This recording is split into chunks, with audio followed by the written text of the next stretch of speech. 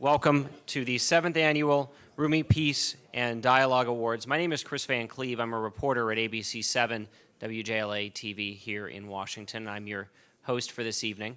I realize people are still going to be coming in and settling in, but dinner's about to begin. So I wanted to come out here and welcome you all. We're very happy you're here, and certainly we're going to recognize some very deserving people tonight. So I realize I'm also the only thing standing between you and dinner. So I'm going to be brief, but wanted to welcome you all here. Please enjoy your dinner, and we'll begin the program in a little bit. I want to give you just a little bit of background on the awards and why we're here tonight. The awards are in honor of the life and legacy of Maulana Jalaluddin Rumi. The Rumi Peace and Dialogue Awards, they pay tribute to the life and contributions of this profound human being. The Rumi Awards honor extraordinary individuals and organizations who have greatly contributed their time, their energy, their leadership, and dedication to the cause of dialogue, understanding, peace, and community service. The Rumi Forum was founded in 1999 with the mission to foster interfaith and intercultural dialogue, stimulate thinking, and an exchange of opinions, and supporting as well as fostering democracy and peace all over the world, and to provide a common platform for education and information exchange. Now, while you guys are finishing up your dinner, please welcome to the stage the president of the National Press Club, Angela Greeling-Keene.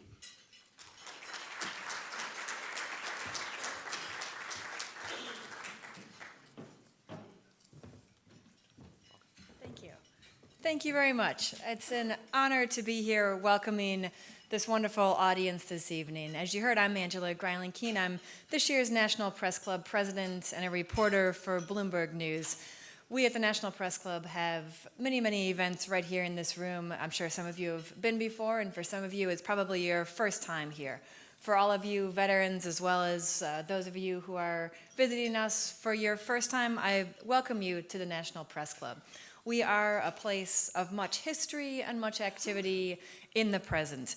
We have many missions, and one of those missions ties in closely with what Rumi stands for. At the Press Club, one of the things we do is stand for free speech. We speak out for press freedom, for any sort of concerns about free speech here in the US and around the world. And that's something that I think we share in the mission with Rumi. We look to spread tolerance through a wide variety of beliefs and cultures, and that's very similar to what we'll hear about tonight. So it's an honor and a pleasure to welcome this august audience. I am looking forward to hearing from our award winners, a very inspiring group of people. And I encourage you while you're here at the National Press Club to take a moment to look around if you haven't already. On the walls out here in this hallway, you'll see pictures from our recent luncheon speakers. And if you walk around to the lobby where you came in, you'll find prints of newspaper front pages from years back. And if you turn the corner and walk down to where our white tablecloth restaurant is, you can see some Pulitzer Prize winning photos. So while you're here, take a moment, explore the club a little bit, and I hope to see you back here sometime soon. Enjoy the evening.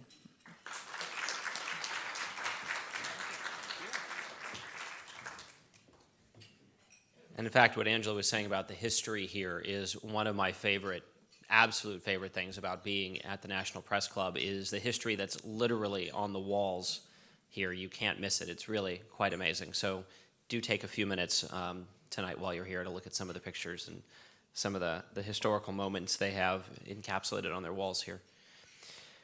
All right, so now we are going to start our program.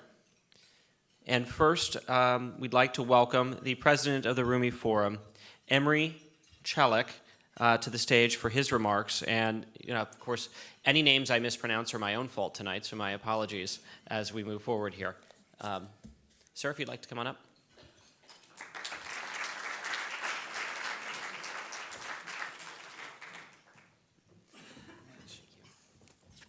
Get an A+ for that pronunciation. Thank you. Your Excellencies, award recipients, distinguished guests, ladies and gentlemen, it gives me great pleasure to warmly welcome each and every one of you to the 7th Annual Rumi Peace and Dialogue Awards. These awards highlight the achievements of individuals that have dedicated their lives and their efforts and contributed significantly to the cause of peace, dialogue and understanding, service to others, and our shared humanity. The Rumi Forum, founded in 1999, hopes to bring together people of different backgrounds around the ideals of serving society and increasing social cohesion through projects of engagement, education and dialogue, while overcoming ignorance and prejudice, both at an intellectual and grassroots level. In 2014, we will be happily celebrating 15 years.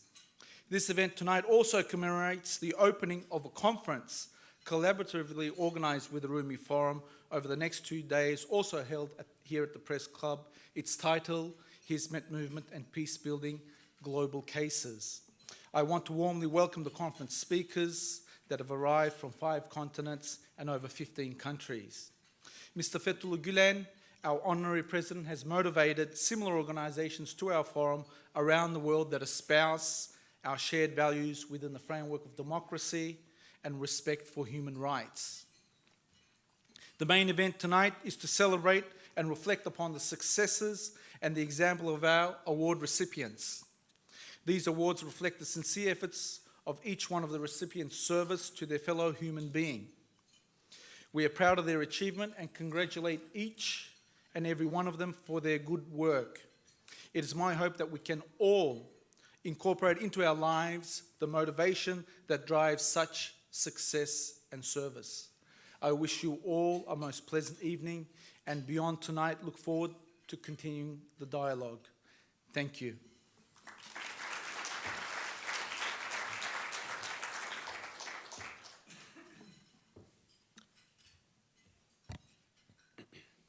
All right, the Rumi Forum is honored to host His Excellency Ibrahim Rasool, the South African ambassador to the United States. He is tonight's keynote speaker, so please let's welcome His Excellency the ambassador to the stage.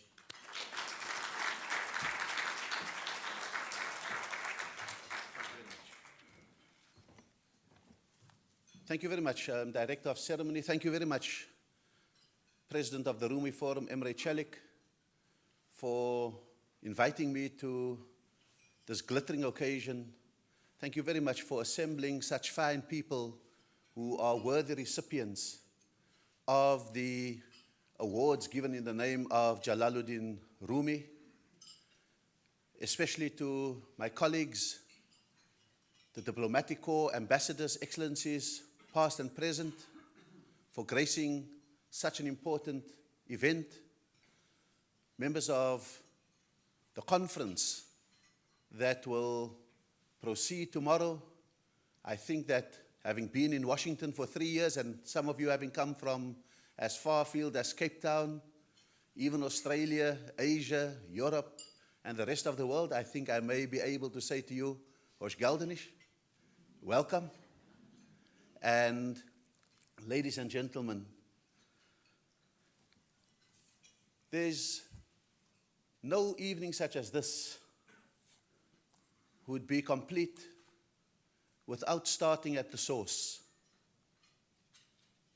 The source is the great personage of Maulana Jalaluddin Rumi. And I was amazed when paging through the Mathnawi, the great works of Rumi, to discover that something that I had heard about in the annals of Islam, he had turned into such a wonderful piece of poetry and a treatise of human behavior. He took a story of the 4th Caliph of Islam, who on a battlefield was about to kill his opponent. The opponent spat in his face and he withdrew his sword. And this is how Maulana Rumi tells the story in a way that teaches us far more lessons than we could ever imagine. And all I'm going to do is to do a truncated collection of verses out of that particular chapter of the Mathnawi. Rumi says, learn how to act sincerely from Ali. Know that the lion of God was purged of all deceit. In fighting against his opponents, he got the upper hand and vanquished a certain knight, and quickly drew the sword and made haste to slay him. He, however, spat in the face of Ali, the pride of every prophet and every saint. Ali at once threw his sword away and relaxed his effort in fighting him. That champion was astounded by this act and by showing forgiveness and mercy without occasion. He said, you lifted your keen sword against me. Why have you flung it aside and spared me? Ali said, I am wielding the sword for God's sake. I am the servant of God. I am not under the command of the body. I am the lion of God. I am not the lion of my passion. My deed bears witness to my belief. I have removed the baggage of self out of the way. I have deemed what is other than God to be non-existence. Anger is king over kings, and to me it is a slave. Even anger I have bound under the bridle, that my name may be he who loves for God's sake, that my desire may be he who hates only for God's sake, that my generosity may be he gives for God's sake, that my being may be he withholds for God's sake. Since I am free, how should anger bind me? Nothing is here but divine qualities. Come in, for the grace of God hath made thee free, because his mercy has the precedence over his wrath. That is what Rumi says in the Mathnawi. And I think that what brings together all of us under the banner of the Rumi Forum, what makes the Rumi Forum understand the deeds of the wonderful people that we come to honor here tonight, Chef Jose Andres, Annette Lantos, and Dr. Ali Mazrui, is that for them to have achieved what they have achieved, they have had to free themselves from many other passions. That's what we come to reward tonight. Not simply the deeds that they have done, but the prior battles they have fought within themselves.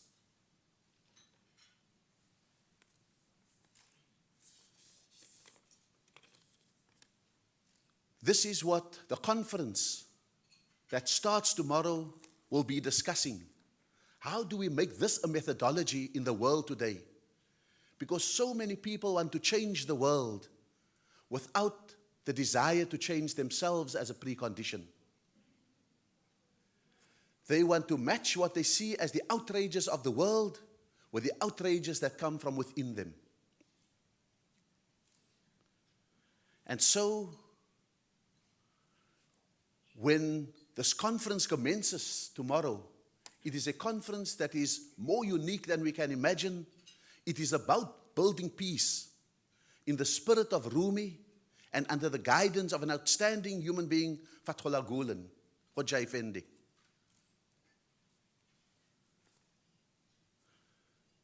We all know that the Rumi Forum is part of a global Hizmet movement, the Gulen movement. People whose work stands even down in Cape Town, where I was governor for a while, in the number of schools that have been opened, in a mosque that is not simply a place for prayer in Johannesburg or outside Johannesburg, but that is indeed a hospital for the people, doing service across the African continent, bringing relief when disaster visits, and giving guidance when the minds are calm again and in need of spiritual and intellectual sustenance.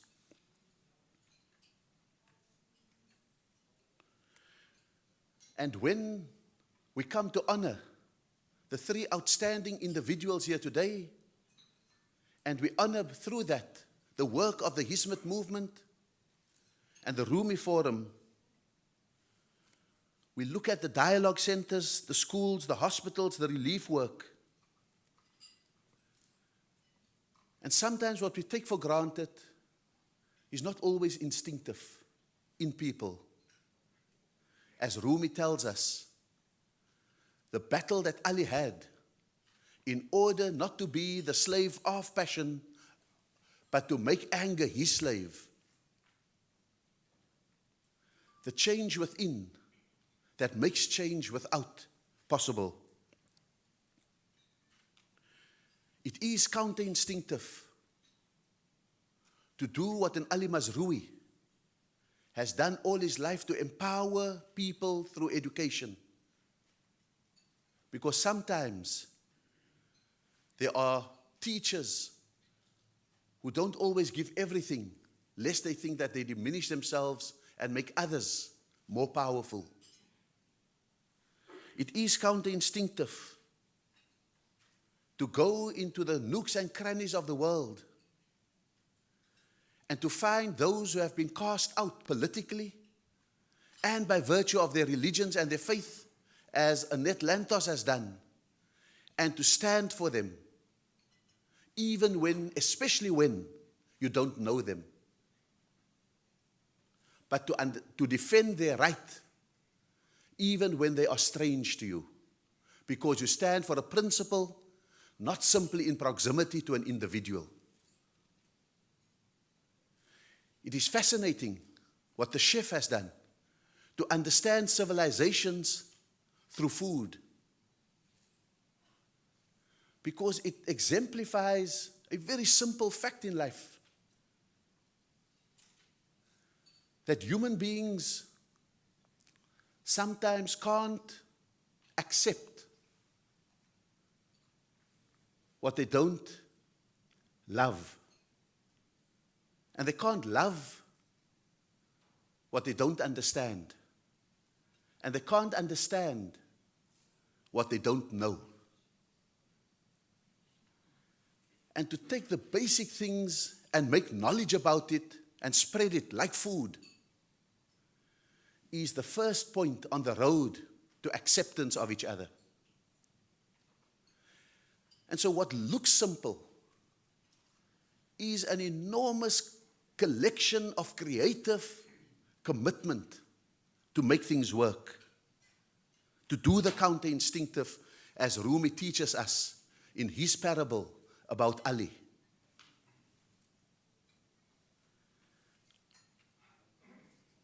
And it's important that we do that, because what we have done in the world is to invert notions of strength and weakness. Nothing has shown it the last few weeks in the United States of America that we sometimes see the ability to talk to each other as a weakness. To withhold yourself is strength. The ability to compromise is seen as weakness. Staying rigid is seen as strength. The ability to negotiate with the other is seen as weakness. Standing apart and holding your line is seen as strength. This is the story that Rumi teaches. This is the message that he gives us. To see strength in what may appear weak, and to see the inherent weakness of what we hold up as strength in the world today.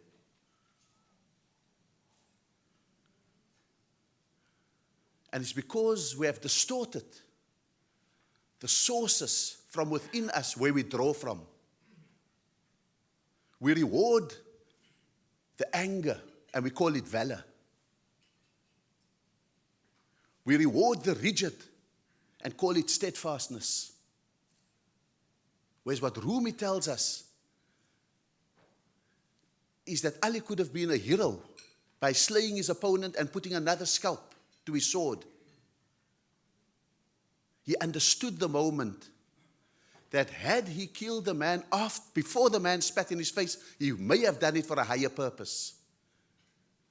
The moment the man spat in his face, he would have done it for his ego. His pride would have been hurt, and that would have been the motivation. And therefore, what Rumi teaches us, know where your emotion comes from.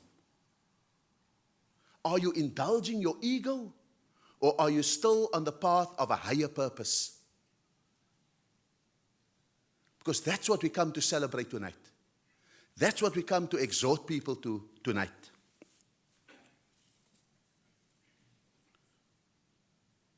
And every act of service is an expression not only of who we are, but what we draw from as we move forward. And more importantly, what we do and what we say must be the expressions of a soul that have purified itself in battle with itself.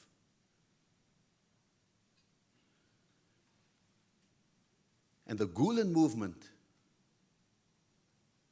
strives every day against the cliche of sensation, against the newsworthiness of the outrageous, against the magnet for journalists sometimes for the spectacular. It seeks to assert every day what is the default position of human beings, especially those who are called Muslim. What is the mainstream positions, and how do we cultivate that? And in its ordinariness, it gets lost from the media, but we must be able to reward people who work with the ordinariness every day. And that's simply the reason. If we were to do an unfortunate head count today, why more Sufis have died at the hands of Muslim extremists than non-Muslims, than Christians, than Jews, than Americans. Because they need to negate the soft power of a community, the spiritual strength of a community, the essence of a community. And we mustn't join in the demonization of those who try to teach us the soft power and the spiritual essence and the greatness that comes from that default mainstream position. To end, we still live in a world where anger comes more easily than peace, and bitterness more easily than reconciliation, and revenge more easily than forgiveness. Sometimes it's mainstreamed in the sense that governments act on it. And I think what we need to do out of this is that we must be able to show the strength in peace, in reconciliation, in forgiveness. We must show the power of the soul as opposed to the power of our passions. And we must do so by being uncompromisingly democratic, by being unambiguously committed to human rights, and by being consistent in our demand for the rule of law everywhere, for every people, in every place, and never believe that there are people who are less deserving of democracy, of human rights, and the rule of law. Those are the things that we must leave here committed to. Congratulations to the recipients. Thank you very much to the Rumi Forum, Emre, for a job well done. And may we all here be warriors for peace. Fight for peace as militantly as what we can. Thank you very much. Thank you, Mr. Ambassador. All right, please now direct your attention and your eyes to the screen that's behind me here for a video that's on the work that the Rumi Forum does.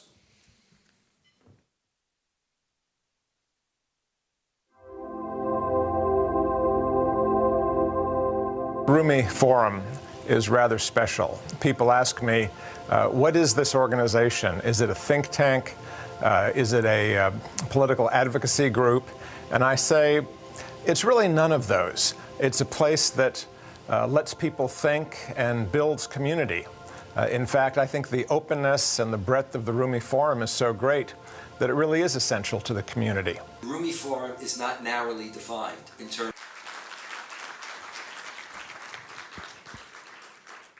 I jumped the gun there on the end of that video a little bit. But what a great synopsis of what Rumi does, and now let's start the awards.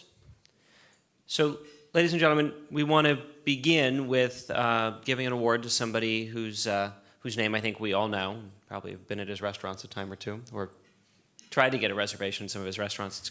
It's kind of hard to get into some of them. So our first award this evening is going to be presented by Radha Motiha. Did I say that right? Very close. All right, I'll try to get it right on the second try. Now, she is a global health expert at the United Nations Foundation and the executive director of the Global Alliance for Clean Cook Stoves. Come on up.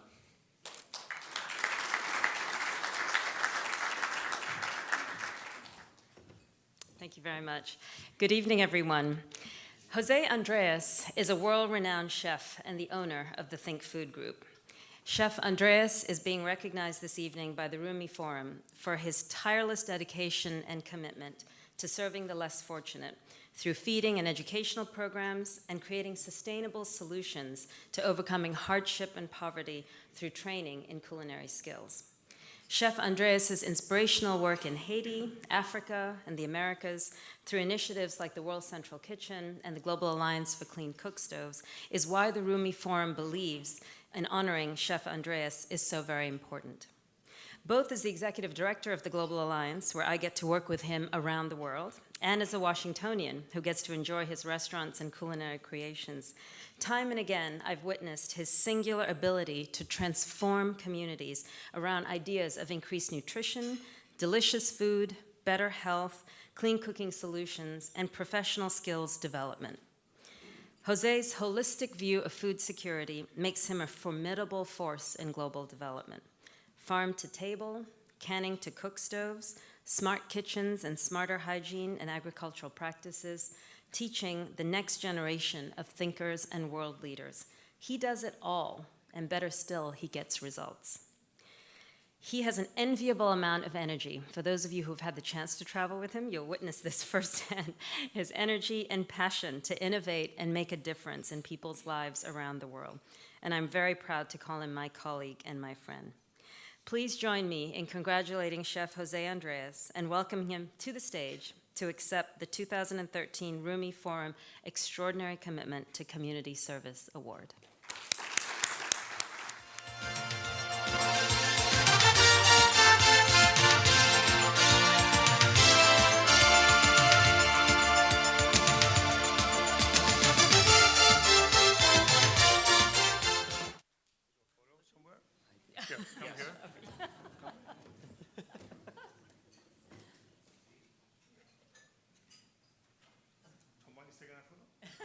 He's coming.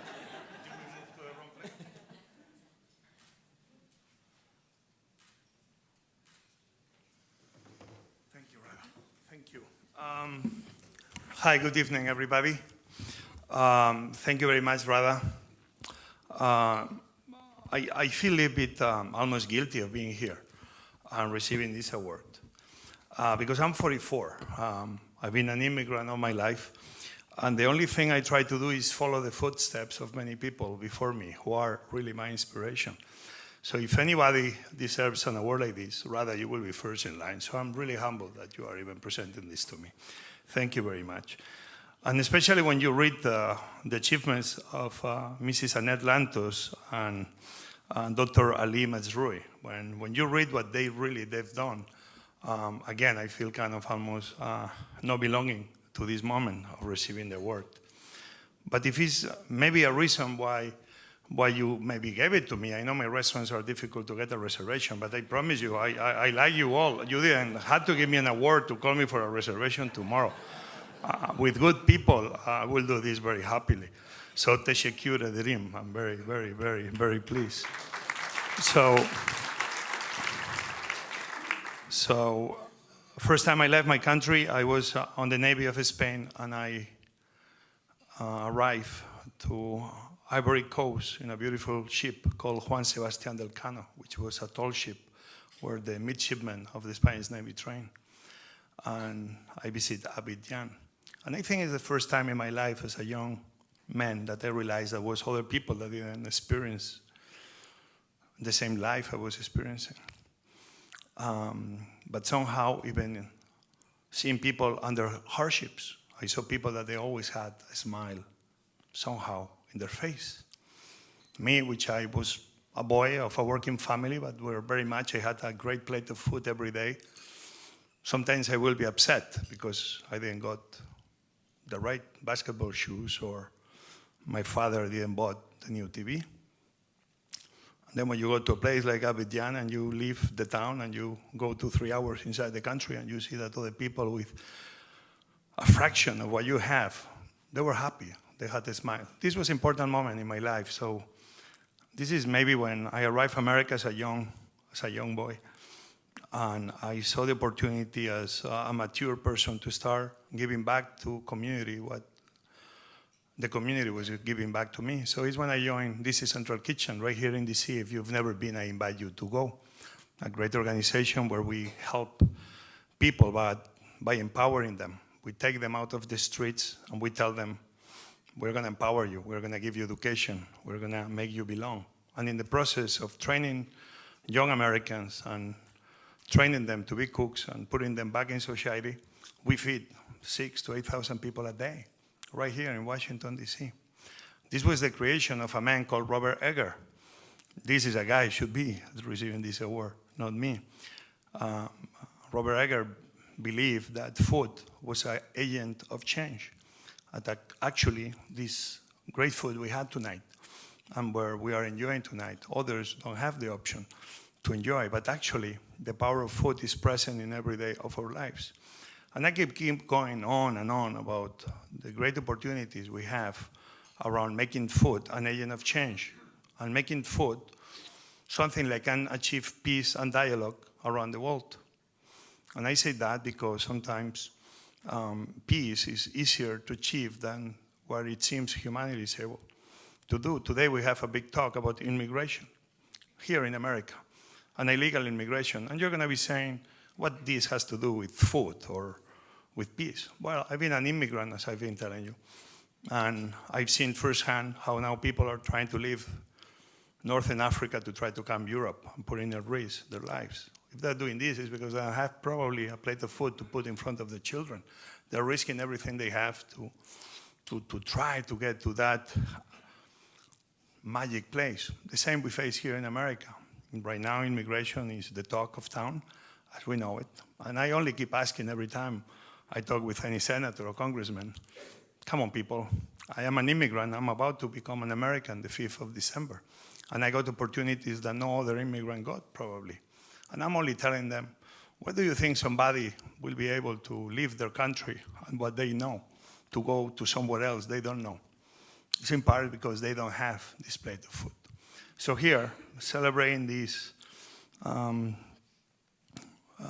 dialogue for peace, I want to put forward the important, simple message that food can be simply the solution to many of the problems we face today in this world. Food should not be the problem that creates wars or that creates a fruit man in the streets somewhere in the Middle East and burn himself because he's complaining about a quality of life he's not getting. Or people that are risking their lives to try to cross the ocean to go to a paradise place where they see food is available to them. I believe dialogue, that is what you're trying to achieve at the Rumi Forum. No dialogue happens better than sharing a pot of food. And I want to end just by making sure that we remember that, to a degree, food is very much who we are. It's the goodness of the earth that is put in front of us in the form of a delicious food that we're able to feed our souls, feed our stomachs. But we need to be making sure that if we want to have a better, peaceful world, we have to start a serious dialogue of how we are going to make sure that the food, the goodness of the earth, is shared by all equally. If one day we achieve this, I have a dream that peace will be solved only with the humbleness of sharing a piece of bread or a beautiful stew in any table around the world. Thank you again very much for the Rumi Forum for giving me this award. I hope I'll keep working hard the next 44 years of my life to at least trying to deserve it. Thank you very much.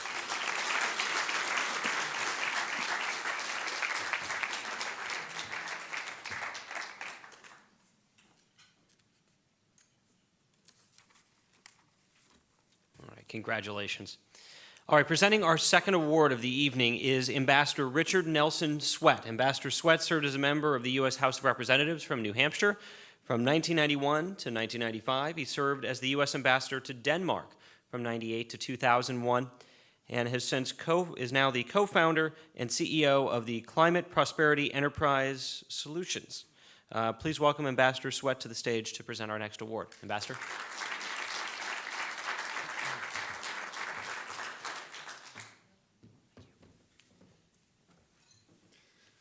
Good evening. It's a pleasure to be here. I am very impressed with the presentation so far, and I have to say that the ambassador started out this evening setting a very interesting picture for us, because he spoke of the work of the Rumi Forum and all of the people who have been awarded in the past as people who have worked in contrast to what the world would expect. And I think that's a very fitting beginning to what our next recipient has established, because this is someone who has done great things, great in proportion, great in the impact that they've had on the world, but it all comes from a very small package. And I know this package very, very personally, because she is my mother-in-law.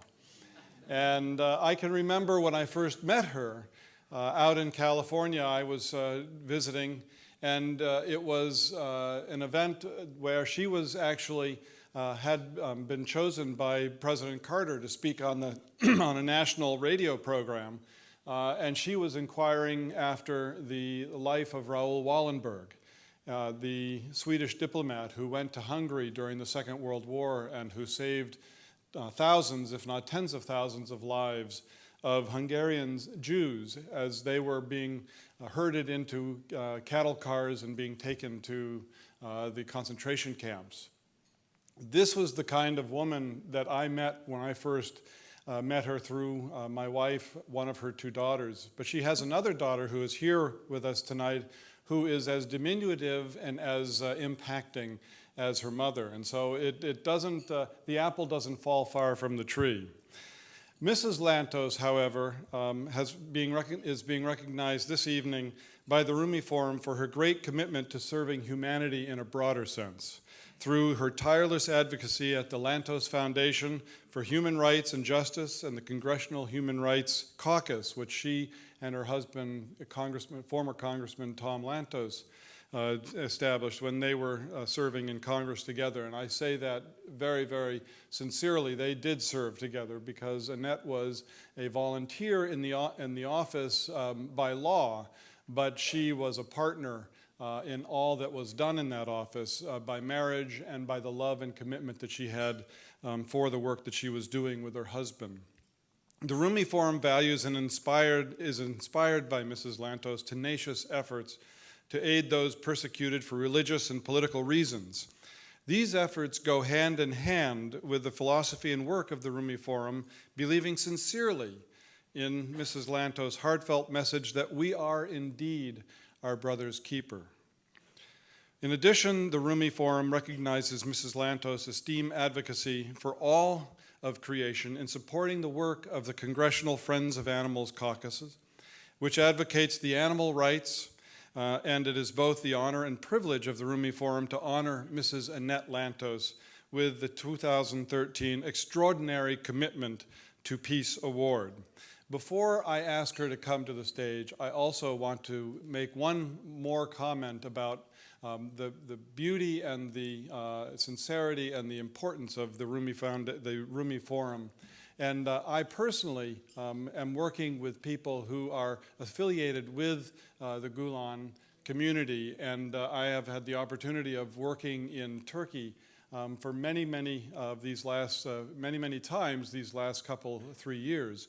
I am so impressed with the quality and the commitment of this community, and I want to congratulate the Rumi Forum for the important work that they are doing, not just in recognizing people who are accomplishing great things, but more importantly for educating and bringing forward the leaders and those who are committed to peace out of our young people through the education programs that they implement all over the world. And so I am very honored and would like to say Teşekkür ederim for the work that you are doing here. I would like at this time to please have all of you join me in congratulating Mrs. Lantos and welcoming her to the stage to accept her award.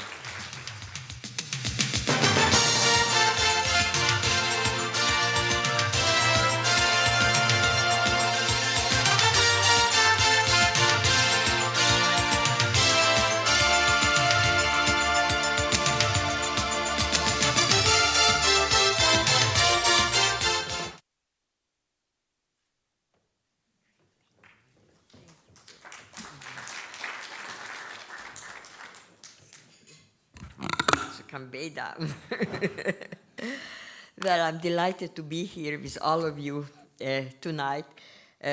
This press club is a very familiar place to me. I have been coming here for so many functions over the year, but this is one of the very special ones, and I'm very grateful for this opportunity.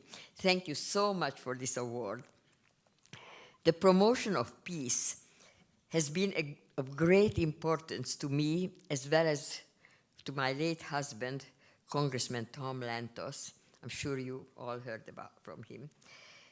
We worked for peace between nations, and we worked for peace among people of different backgrounds, color, and religion. But I always believe that it is equally important to seek for peace within us, and within our soul, and in every one of our relationships. The words of the famous hymn which says, "Let there be peace on earth, and let it begin with me," always resonated for me. One of the most powerful tools we have to ultimate peace within and peace without is mercy and forgiveness. The first words of the Quran reminds us that God is indeed merciful. It is generally believed that this is a universal attribute of God, as it is one that individually and collectively we all need to imitate and magnify. I know that the Rumi Foundation and those who share their conviction believe that education is a vital tool for promoting peace, as well as for the individual, as well as for society. Before my husband was elected to Congress, he was a university professor, and I was a teacher. So we recognize and appreciate the infinite value of good teachers, and we applaud the commitment of the Gulen movement to foster and encourage good teaching and good teachers all over the world. The Rumi Forum is part of a great movement of people who are seeking to promote the peaceful dimensions of Islam to the world, and who want both Muslims and others to understand that God is merciful, and we should be too. In the effort to create peace in the world, you have done so much good. And we particularly applaud the commitment of the Gulen movement to foster and encourage good teaching, and good teachers and service all over the world. This award is an honor I gratefully receive, and it will inspire me to work even more diligently promoting peace and goodwill among all people. Thank you very much.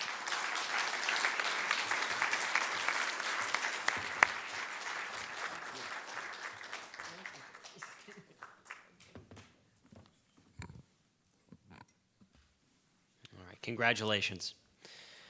All right, presenting our third and final award this evening is Dr. Yvonne Captain. She's the director of the International Policy and Practice Program at the George Washington University's Elliott School of International Affairs. Please welcome Dr. Captain to the stage to present this award.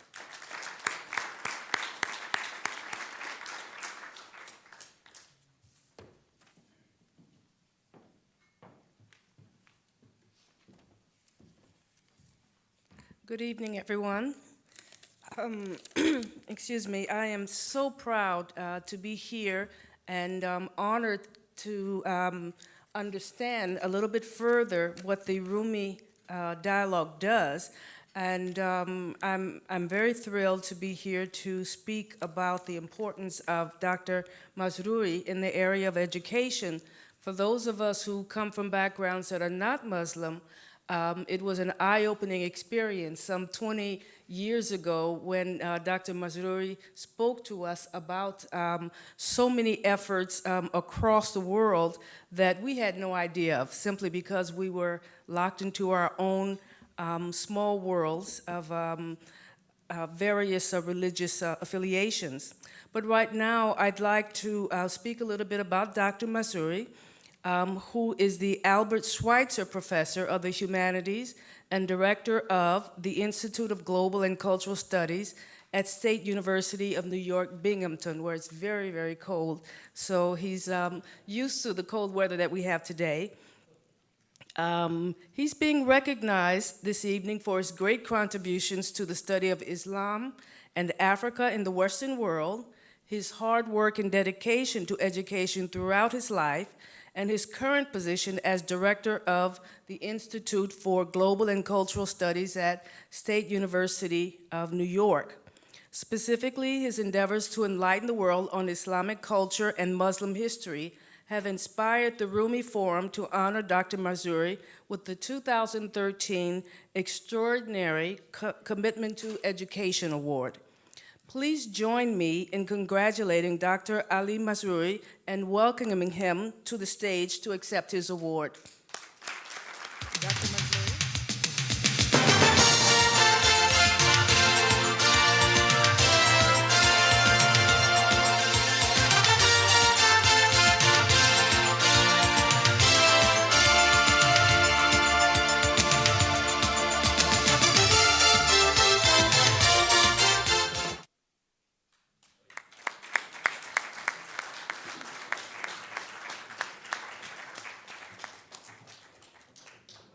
Thank you so much. Yeah.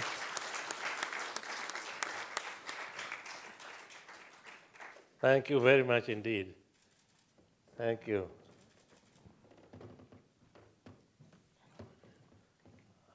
And thank you for that splendid introduction. I'm really greatly honored to be recognized in this manner. I celebrated my 80th year this year. I'm grateful to have taught in 4 continents and to have produced students. Thank you very much. And to have produced students of different races and different religions. So to be recognized in that manner, especially under the umbrella of Rumi, is particularly rewarding. But in addition, I want to recognize Rumi poetically, and I hope you will allow me a few minutes to do so. I have 2 short poems one of them by Rumi, and the other one from English literature. And I'll tell you soon why I have chosen two short poems in this manner. The poem from English literature I regard as written in the spirit of Rumi, though it was in fact composed centuries later. And then the stanza from Rumi I do regard as in the spirit of the other poet, but composed centuries earlier. Let me begin with the English literature poem.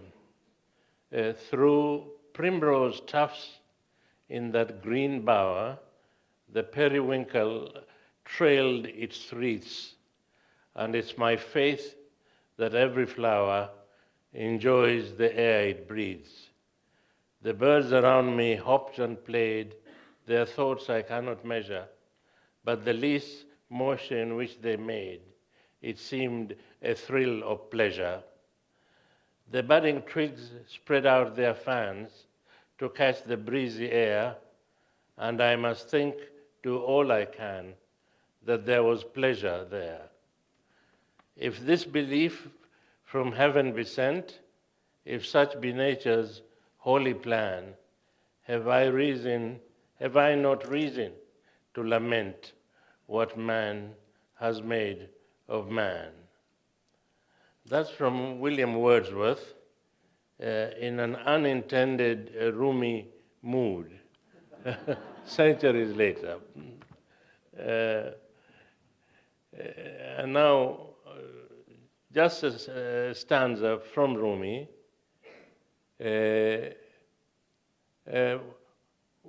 Wherever beauty looks, love is also there. Whenever beauty shows its magnetism, love lights her fire from the flame. When beauty dwells in the dark folds of night, love comes and finds a heart entangled in traces. Beauty and love are as body and soul. Beauty is the mind, love the diamond. They've been together since the beginning of time, side by side, step by step, the love of beauty and the beauty of love. Rumi, in the unintended mood of future William Wordsworth. Thank you very much indeed.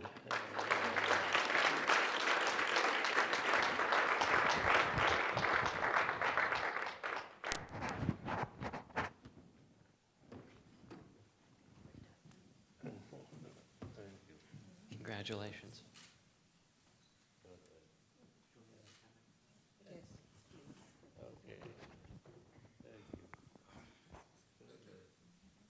Congratulations. I knew that TV experience would come in handy.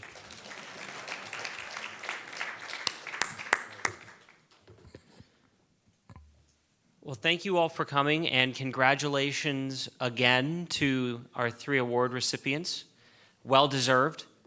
And that that concludes our program and the 7th Annual Rumi Peace and Dialogue Awards. Thank you all for coming.